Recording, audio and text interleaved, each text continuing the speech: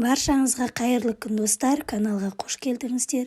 Бүгін біз осындай өте дәмді, жұмсақ, сап-сары болып пісетін булочки дайындайтын боламыз. Ол үшін алдыменен құрғақ ыдысымызға бір жұмыртқамызды және ыстық сүтімізді құямыз. Сүтіміз ыстықтау болу керек. Міне осылай сүтімізді құйғаннан кейін жұмыртқамызбен бірге жақсылап араластыратын боламыз. Және оның үстіне 150 грамм қантымызды салып тағы да араластырамыз. Қантымыз міндетті түрде сүтпен араласқаннан кейін еру керек. Және оның үстіне 70 грамм майонезімізді салып жақсылап біркелкі етіп араластырамыз. Майонез салған себебіміз біздің булочкаларымыз өте жұмсақ болып піседі. Енді оның үстіне тағы да ыстықтау су құятын боламыз. Және 2 шай қасық дрожжымызды, 1 шай қасық тұзымызды салып жақсылап араластыратын боламыз. Міндетті түрде сүтімізде, суымызда ыстықтау болу керек. Міне енді араластырып болғаннан кейін алдын ала електен өткізілген ұнымызды сала отырып, жұмсақ етіп қамыр илейтін боламыз. Ұнымыздың барлығын бірден салып жібермейміз. Осылай 3-ке бөле отырып салып, жұмсақ етіп қамыр илейтін боламыз. Керекті қоспалардың барлығын описание бөліміне жазып қалдырып кететін боламын. Сол описание бөлімде қалдырған грамм бойынша жасасаңыздар, сіздерде тура осылай өте әдемі, сап-сары жұмсақ болып шығатын болады.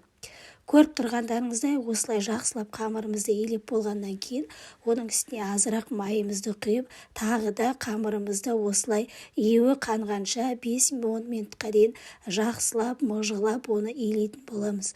Осы кезде біздің майымыздың барлығы түгел қамырдың бойына сіңіп, қамырымыз өте жұмсақ болады. Міне осылай жақсылап әбден илеп болғаннан кейін бетін пищевой пленкамен жауып, жылы жерге жылы орап 2 сағатқа қойып қоятын боламыз.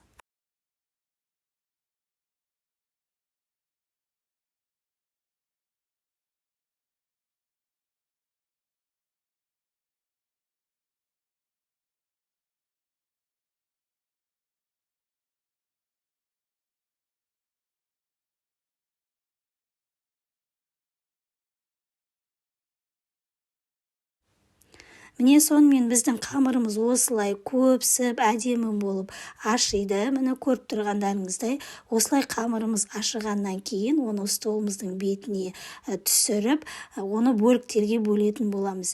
Енді біз бұл қамырларымызды арнайы таразының көмегімен барлық қамырларымызды 80 граммнан бөліп алатын боламыз. Міндетті түрде 80 граммнан осылай бөліп алыңыздар. Міне осылай видеода көріп тұрғандарыңыздай таразымен өлшеп барлық қамырымызды 80 граммнан бөліп шығатын боламыз.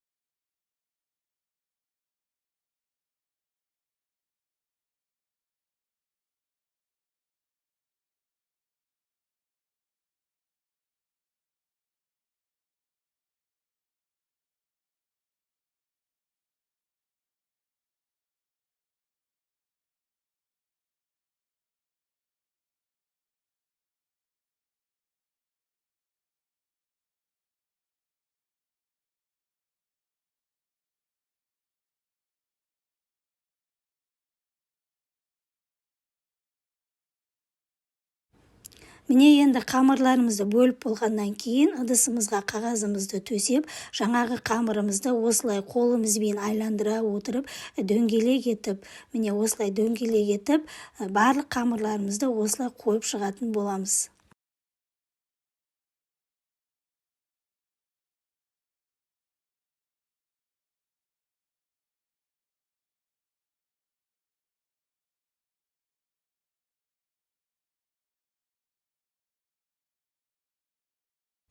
Қамырларымыздың барлығын осылай дөңгелек етіп ыдысымызға қойып болғаннан кейін, оның бетін осылай салафанмен жауып, бетін осылай шашықпен жауып қойсаңыздар да болады. 20 минутқа тындырып қоямыз. Осы уақыт аралығында бетіне себетін сеппесін дайындайтын боламыз. Ол үшін осындай сары май, қант және ұнымызды осылай араластырып, біркелкі етіп, осындай крошка дайындап алатын боламыз. Енді булочкамыздың бетіне жағатын жақпасын дайындайтын боламыз. Ол үшін 2 ас қасық айранымызға осындай куркумамызды саламыз. Куркуманы салған себебіміз біздің булочкаларымыз піскен кезде сап-сары болады. Және оның үстіне жұмыртқаның сарысын салып, міне осылай біркелкі етіп араластырып қойып қоямыз. Міне осындай сап-сары болады. Енді 20 минуттан кейін жаңағы булочкаларымыздың бетіне жаңағы араластырып қойған жақпамызды түгел барлық шетіне айландыра бір тегіс етіп жағып шығамыз.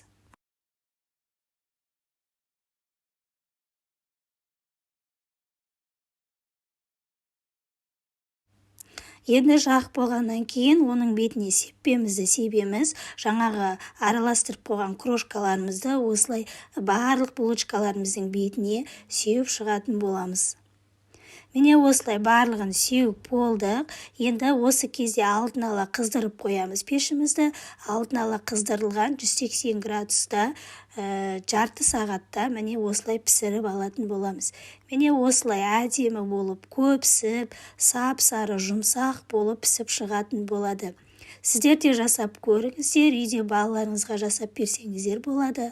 Қонаққа келген кезде дастарханға қойсаңыздар да ұялмай қоя берсеңіздер болады. Көріп тұрғандарыңыздай өте жұмсақ, әдемі көпсіген, дәмі де өте керемет болып шығады. Дүкендегі булочкалардан ешқандай айырмашылығы жоқ. Сіздер де осылай жасап көріңіздер. Егер менің каналыма тіркелмеген болсаңыздар, міндетті түрде каналға тіркеле кетіңіздер. Баршаңызға ас болсын. Осы булочканың рецептісімен достарыңызбен бөлісуді ұмытпаңыздар.